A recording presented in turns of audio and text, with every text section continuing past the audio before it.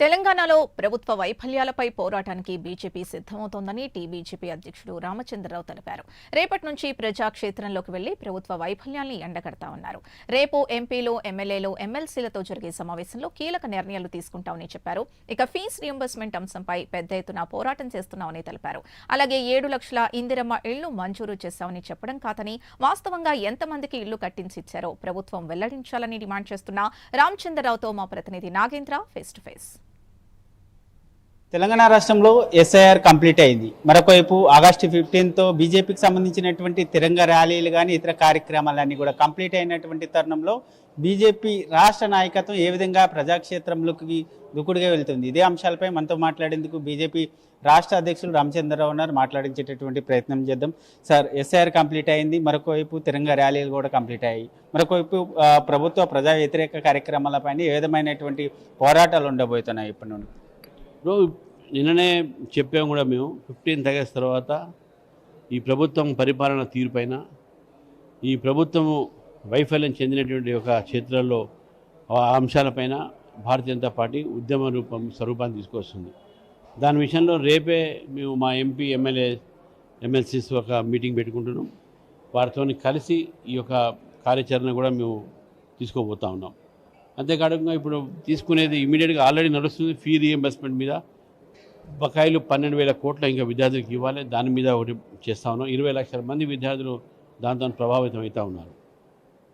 రెండోది రైతు సమస్య మీద, భూభారతి సమస్య మీద, అదేవిధంగా 22A సంబంధించినటువంటి ఒక ఏదైతుందో, తర్వాత క్యూర్ అనే చట్టం మీద, ఇవన్నీ కూడా కొన్ని అంశాలు మేము ఐడెంటిఫై చేస్తాం. దాని మీద వర్క్షాపులు పెట్టి ఉద్యమంగా దాన్ని తీసుకుపోయి ప్రజల్లో తీసుకుపోయే ప్రయత్నం చేస్తాం. మూడోది, ఈరోజు ఏదైతే మొత్తం తెలంగాణలో ఎలక్షన్ సమయంలో ఏదైతే వాగ్దానాలు చేశారో ఆ వాగ్దానాలు కూడా 3 సంవత్సరాలు అయినప్పుడు కూడా ఒక్కటి కూడా వీళ్ళు అమలు పరచట్లేదు. ప్రకటనలు మాత్రం చేస్తూ ఉన్నా కానీ అమలు మాత్రం పరచట్లేదు.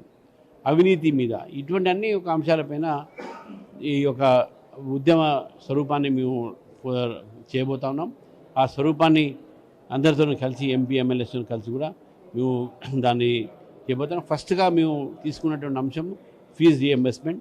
ఉద్యమం ద్వారానే ఈ యొక్క ప్రభుత్వం ఈ బట్టబయలు చేయాల్సిన అవసరం ఉన్నది కాబట్టి ఉద్యమం ద్వారానే మేము ముందుకు పోతామని చెప్పేసి కూడా ఈ సందర్భంగా చెప్తాం. ముఖ్యంగా బస్సు యాత్ర ఉంటుందా, పాదయాత్రల ద్వారా మీరు ప్రజాక్షేత్రంలోకి వెళ్తారు? ఏ విధమైనటువంటి కార్యాచరణతో ముందుకు వెళ్తారు? బస్ యాత్ర, పాదయాత్ర అనేది అది ఉద్యమం కింద రాదు. పార్టీ యొక్క సంబంధించిన ప్రచారం తర్వాత వస్తుంది.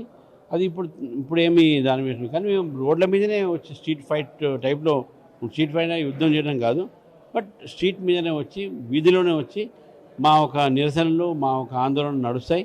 కావాలంటే జైలుకైనా పోతాం, కానీ ఈ ప్రభుత్వం ఏదైతే ప్రామిస్ చేస్తుందో అది అమలు పరిచేటట్టు మేము ప్రయత్నం చేస్తాం. ముఖ్యంగా రేషన్ బియ్యానికి సంబంధించినటువంటి అంశంలో కాంగ్రెస్ నేతలు బీజేపీని టార్గెట్ చేస్తూ ముందు దేశవ్యాప్తంగా సన్న బియ్యం ఇవ్వండి, మేము ప్రధాని మోడీ ఫోటో వేస్తాము అనేటటువంటి అంశం చెప్తున్నారు. వాళ్ళకేం సంబంధం? మిగతా రాష్ట్రాలతో వాళ్ళకి రైస్ తినరు, వాళ్ళకి గోధుమ తింటారు, వాళ్ళకి గోధుమలు ఇస్తున్నాం. ఇట్లా మాట్లాడతారు. అదే కాంగ్రెస్ పార్టీకి ఉన్న తలతిక్క వ్యవహారం అంటే ఇదే. వాళ్ళు ఏంటంటే మోదీ గారి బొమ్మ పెట్టమన్నాం, పెట్టాల్సిన అవసరం ఉన్నది. ఎందుకంటే 90% నిధులు, అంటే ప్రొక్యూర్మెంట్ నిధులు అనేది కేంద్ర ప్రభుత్వం ఇస్తుంది. మన వారి ఫోటో పెట్టకుండా మీరు అక్కడ చేస్తే ఎట్లయితుంది? మళ్ళీ ప్రజలకు తప్పుడుదారి, మాకేమి ఇవ్వట్లేదు కేంద్రం అనేది. కేంద్రం ఇచ్చిన దానికి కూడా మీరు ఈరోజు క్రెడిట్ ఇవ్వకపోతే ఎట్లయితుంది?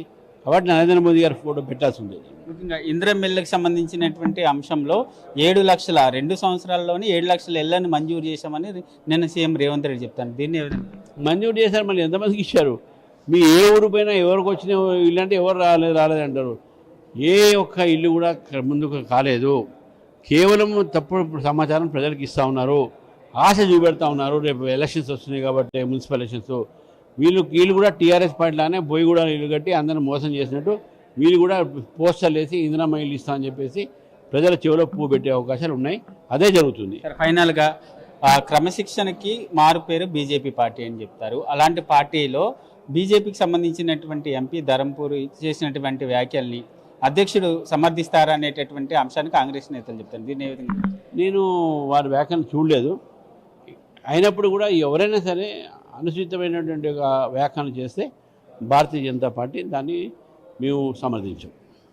ఇది మన మొత్తాన్ని చూసుకుంటే తెలంగాణ రాష్ట్రంలో రేపటి నుంచి బీజేపీ రాష్ట్ర నాయకత్వం ప్రజాక్షేత్రంలోకి వెళ్ళి ప్రజా వ్యతిరేక విధానాలకు సంబంధించి రాష్ట్ర ప్రభుత్వం తీసుకున్నటువంటి ప్రజా వ్యతిరేక విధానాలపైన పెద్ద ఎత్తున పోరాటం చేస్తాం. దానిలో భాగంగానే రేపు బీజేపీ రాష్ట్ర కార్యాలయం కేంద్రంగా ఎంపీ, ఎమ్మెల్యే, ఎమ్మెల్సీలకు సంబంధించినటువంటి కోర్ కమిటీ సమావేశంలో కీలకమైనటువంటి నిర్ణయం తీసుకుంటామంటూ కూడా బీజేపీ రాష్ట్ర అధ్యక్షుడు రామచంద్రరావు చెప్తున్నటువంటి పరిస్థితి కనిపిస్తుంది. Video journalist Srikanth, Nagendra, Hyderabad, prime 9 news.